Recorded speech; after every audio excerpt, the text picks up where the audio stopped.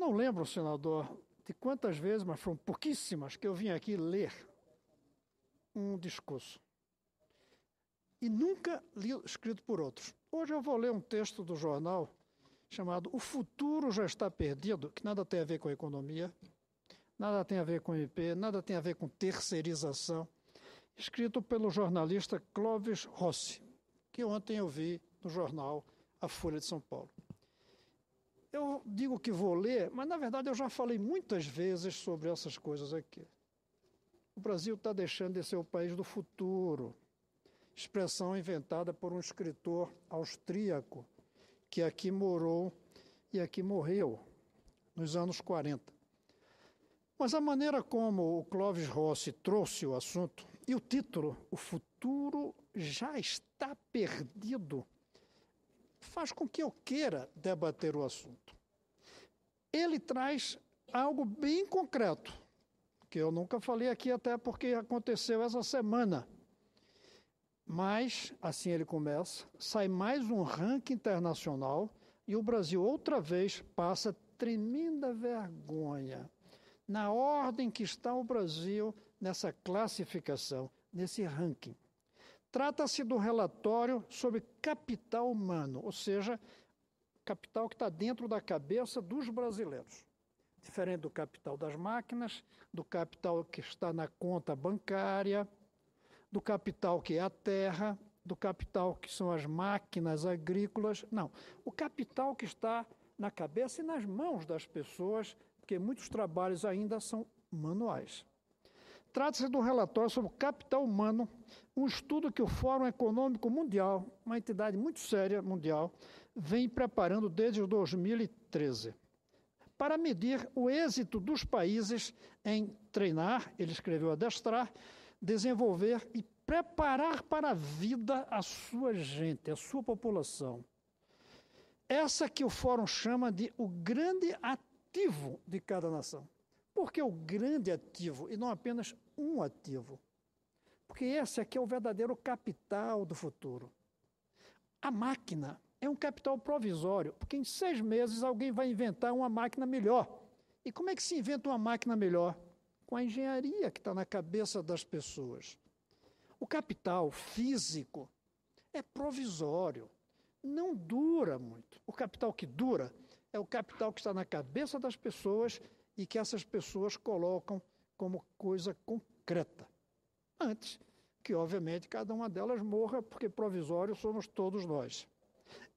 O Brasil ficou em humilhante 78º lugar, ou seja, 78 o Brasil ficou entre 124 países, incluindo os mais pobres do mundo.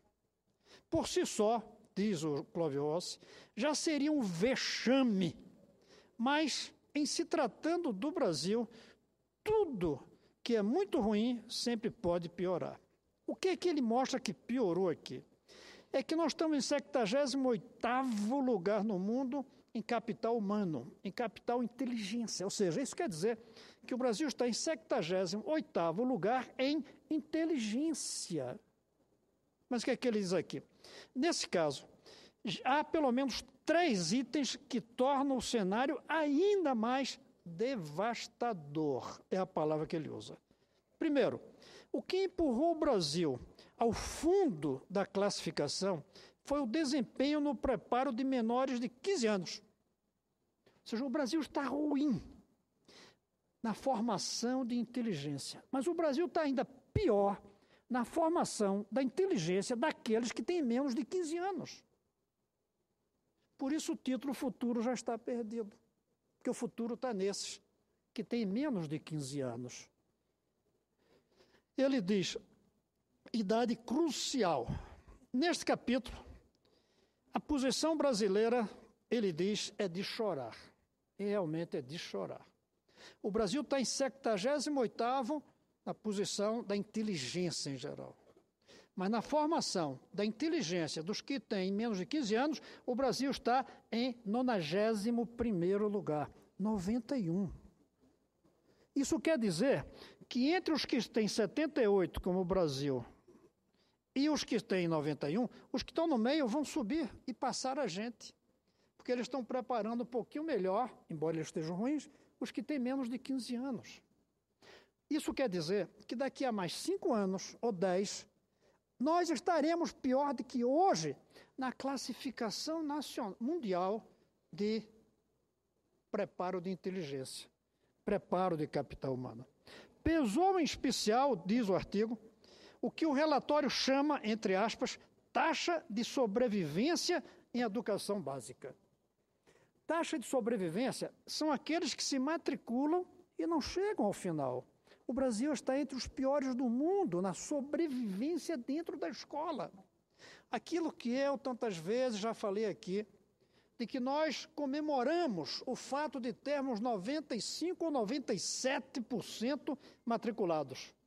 Mas não percebemos que matriculados não significa frequentando. Frequentando não significa assistindo. Assistindo não significa permanecendo. Permanecendo não significa aprendendo, senador Thaís. É uma mentira quando a gente diz que tem 97% das nossas crianças na escola. É uma mentira. O que é verdade é dizer que nós estamos conseguindo matricular 97% nas primeiras séries. Mas elas não sobrevivem, como diz esse estudo. O Brasil, ou seja, a capacidade do aluno sair, ele colocou entre aspas, vivo do ciclo básico é pequena. Nossas crianças, senhor Thaís, morrem no processo, intelectualmente, porque não chegam ao final da educação de base. E quando chegam ao final da educação de base, que é o final do ensino médio, foi um ensino deficiente. Nossas crianças não estão sobrevivendo. Nossas escolas são crematórios de cérebros. Por isso, nós estamos em 91º lugar no mundo, senhor Thaís, no preparo de jovens com menos de 15 anos, jovens e crianças. 91º, senador. O jornalista diz é de chorar, e é mesmo de chorar. Se qualquer país do mundo quisesse invadir o Brasil, já teria invadido, fazendo com que a escola não fosse boa. E o artigo continua. Como se sabe, houve um avanço considerável da universalização do ensino básico, dado obviamente positivo, a partir, segundo ele, de Fernando Henrique Cardoso. Eu acho até que começou um pouco antes essa universalização, agora cresceu realmente no governo dele, graças à Bolsa Escola. Porque, queira ou não, lá está escrito que tem que frequentar a escola para receber a Bolsa. Houve um aumento, sim. Mas o novo relatório, esse que ele cita, mostra que isso é insuficiente. Não basta pôr as crianças na escola, é preciso que elas sobrevivam na escola. Nossas crianças não sobrevivem. 40% chega ao final do ensino médio, senador Thaís. Agora, o que a gente não diz é que desses 40%, a maior parte chega promovido automaticamente, pela chamada promoção automática.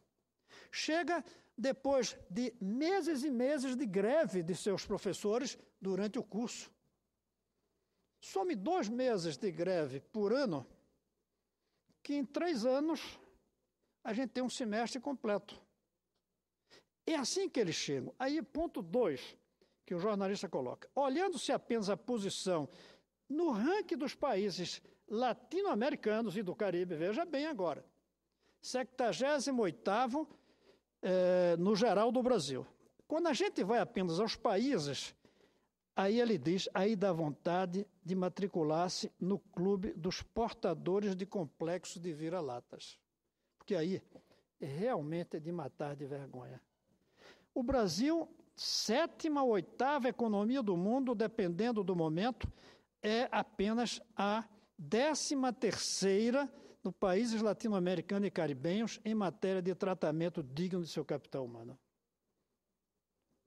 13º. Somando todos os países da América Latina. Perde para Chile, Uruguai, Argentina, Panamá, Costa Rica, México, Peru, Colômbia, El Salvador, Bolívia, Paraguai e Barbados. Por isso o título, o futuro já está perdido.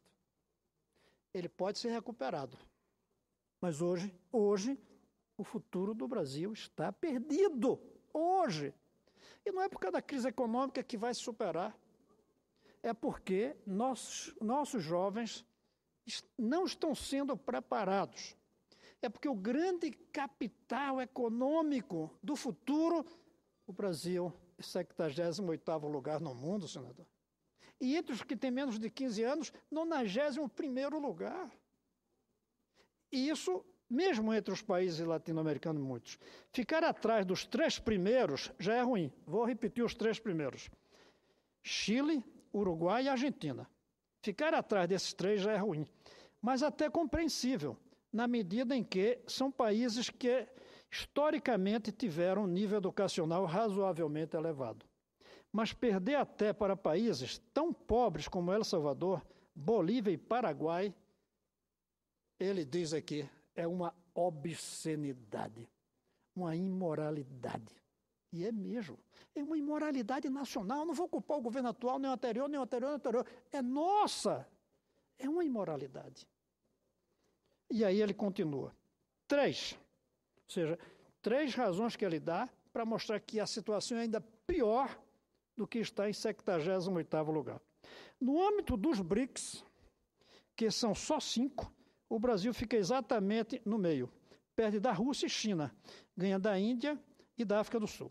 A Índia não dá para a gente comparar, porque a Índia é um país de mais de 1 bilhão de habitantes, com não apartheid, mas com castas. E a África do Sul, que é um país que faz apenas 20 anos saiu do apartheid. E a maioria da sua população, a população negra, era completamente excluída. Mesmo assim, a África do Sul vai nos superar, com o esforço que vem sendo feito desde o governo Mandela. Nesse grupo dos BRICS, um detalhe importante. Por mais que a China seja um grande êxodo de público e de crítica nos últimos anos, sua posição no ranking humano é ruim, 64º. Mas 78 para 60, 14 pontos na nossa frente, Antônio. A China, com seu 1 bilhão e 300 milhões, com décadas e décadas de exploração, com períodos de guerras internas muito fortes, está ainda em 64º. Portanto, bem à frente do Brasil. E a China optou por uma estratégia que vai dar certo. Eles estão investindo por cidade. No ranking mundial, as 2 cidades melhores hoje são chinesas, Hong Kong e Xangai. Eles investiram aí. Agora estão investindo em mais algumas, e vão sim chegar a ser um dos melhores. E aí continua. Parece, pois, evidente que crescimento espetacular, como tivemos, por si só não é suficiente para preparar o capital humano para os desafios do mundo moderno. É uma impressão reforçada pelo fato de que 2 países que enfrentam ou enfrentaram uma crise econômico-social terrível, veja isso aqui, senhores, a Grécia e a Espanha, todo mundo sabe onde é que está a Grécia e a Espanha, pois um é 40º e o outro 41º. Muito mais na nossa frente. Eles tratam o seu capital humano melhor do que a China e melhor do que qualquer um dos países latino-americanos, nos quais ou não houve crise ou ela foi mais suave. Tivemos crise econômica suave do que a deles, e eles estão muito melhores. Termina o artigo dizendo: alguém ainda acha que o ajuste fiscal de Joaquim Levy basta para mexer com esse vexame? Ele termina com essa pergunta. Eu vou deixar aqui do ponto de vista da minha leitura do artigo. Eu passo a palavra ao senador Ataídes e quero depois fazer um fechamento, agradecendo ao jornalista que me fez fazer o que eu não costumo, ler artigo, ler discurso. Não leio o discurso, mas esse me pareceu tão apropriado, tão importante de levar essa denúncia além do jornal, que eu decidi trazer aqui nessa tarde. Senador Ataídes. Senador Cristóvão, obrigado pela parte. Esse assunto sobre o ensino educacional no Brasil, desde quando eu cheguei aqui na casa, em 2011, Eu vejo Vossa Excelência nessa tribuna sempre batendo nessa tecla, de que esse método do nosso ensino, principalmente o básico, ele está na contramão de tudo.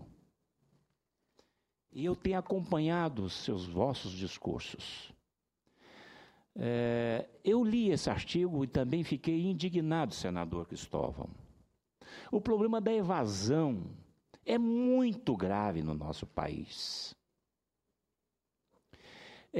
A história do Pronatec, tão falado Pronatec, só para se ter uma noção que vai na mesma linha, que é a educação profissional, que é gravíssimo. Nós estamos aí diante de um dragão jorrando fogo, que é o desemprego, e nós precisávamos e precisamos de mão de obra qualificada. E o Pronatec disse que teve 8 milhões de matrículas. Só que as próprias entidades que ministraram esses cursos disseram e afirmaram que mais de 60% foi evasão. Foi evasão. Desta forma, nós não vamos qualificar essa mão de obra no país. Eu, uma certa vez, senador Cristóvão, eu disse o seguinte: não adianta se fazer escolas modernas, gastar milhões fazendo escolas. É necessário, sim. Inclusive, eu sou extremamente a favor das escolas de ensino integral neste país, mas que dê todas as condições para este aluno. Não basta investir em construir novas escolas, etc. Eu sempre digo que tem que investir no corpo humano da educação. Enquanto não investir no corpo humano da educação, eu percebo que nós vamos caminhar daqui para pior. O professor, ele tem que ser tratado com muito respeito, ele tem que ser valorizado, ele tem que ser respeitado. E é exatamente isso que não tem acontecido no nosso país. Pelo menos é isso que eu vejo no meu querido estado do Tocantins. O professor é tratado como um trabalhador qualquer. Não, ele prepara a criança para o mundo. Então, é um tema extremamente delicado e isto determina o futuro de uma nação, a educação. Então, eu quero lhe parabenizar, porque Vossa Excelência carrega sempre essa bandeira e eu vejo que às vezes meio que sozinho. Mas continue que nós precisamos um dia mudar esta realidade no nosso país. Parabéns, senador Cristóvão. Obrigado, senador. E provocado talvez pela sua fala, eu lembro que eu evito sempre fazer discurso crítico sem trazer propostas. Fiz esse crítico não ao governo, não a tal ou tal partido, crítico a nós, brasileiros. Vou trazer a proposta. Como sair disso? 3 coisas a gente precisa. Primeiro, querer. Nós não queremos. O Brasil não põe a educação como um valor central. Não queremos. Temos que assumir isso. Educação é relegado. Porque o Brasil é um país do imediatismo e a educação demora a dar resultados. Por isso que quando fala em universidade, todo mundo quer. Quando fala em alfabetizar, as pessoas não estão aí. Ou com a educação de base, porque leva 11 anos. As pessoas querem já entrar na universidade sem passar pelo ensino médio. Tem que querer. O Brasil não quer, não é meta brasileira. Eu não estou falando do governo Dilma, Fernando Henrique, Lula, Sarney. Não, o Brasil não põe a educação como valor central. Os outros países que estão lá na frente puseram. Segundo, é assumir, já que quer, fazer o que é preciso. E gastar o que é preciso. Dentro dos limites que o Brasil tem. Não adianta querer propor uma coisa que não existe. Por exemplo, dinheiro nós temos, que eu vou mostrar que não custa muito. Mas não temos professores hoje para fazer essa revolução. A gente vai ter que primeiro decidir pagar bem a professor, para que jovens queiram ser professores, para selecionar os melhores, para formar os melhores. Isso leva anos. Não vai ser rápido. Mas primeiro tem que querer, o Brasil. Segundo, tem que assumir que vai fazer. Tem que assumir os custos. Como é que a gente faria isso? Terceiro, implantar. Implantar, senador, basta a gente fazer algumas coisinhas.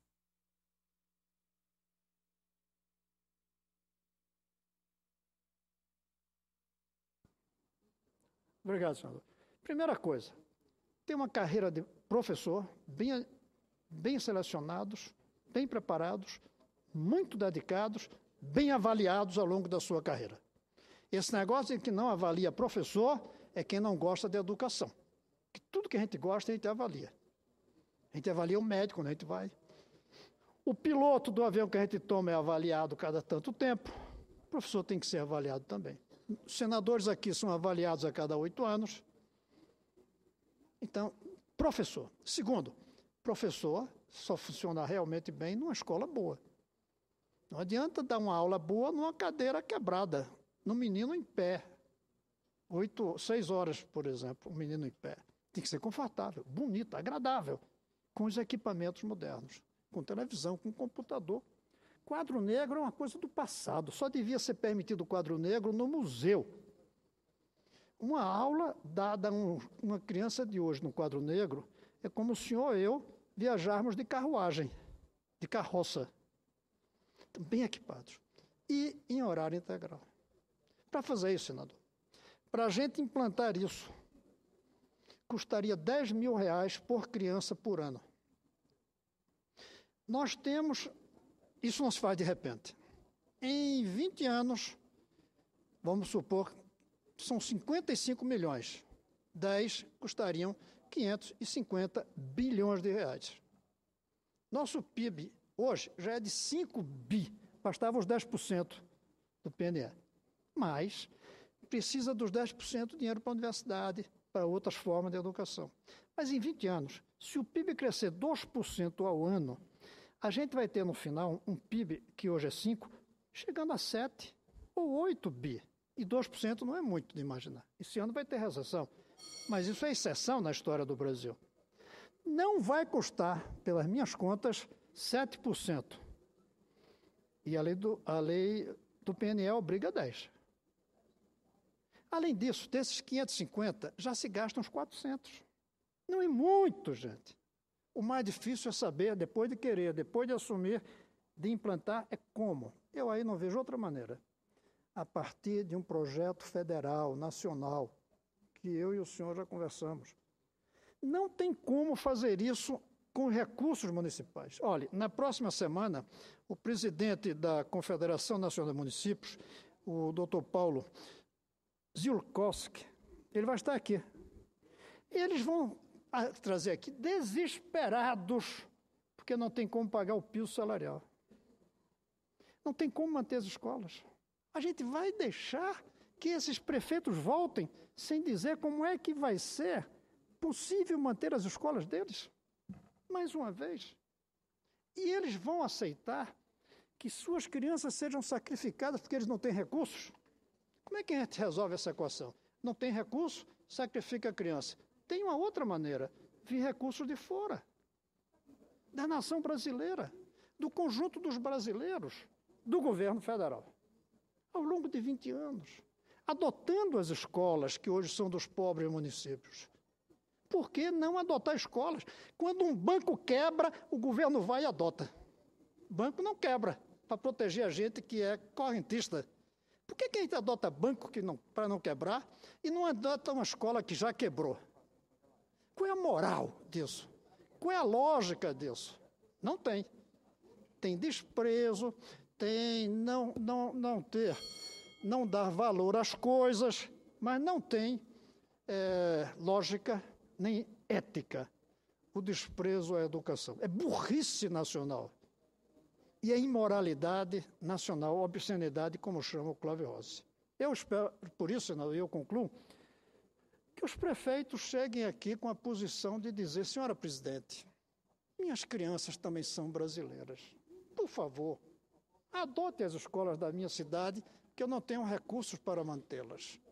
E vamos ver se a presidente manda isso para o MEC e para o Ministério da Fazenda, ver se é possível. E em quanto tempo é possível. E como fazer.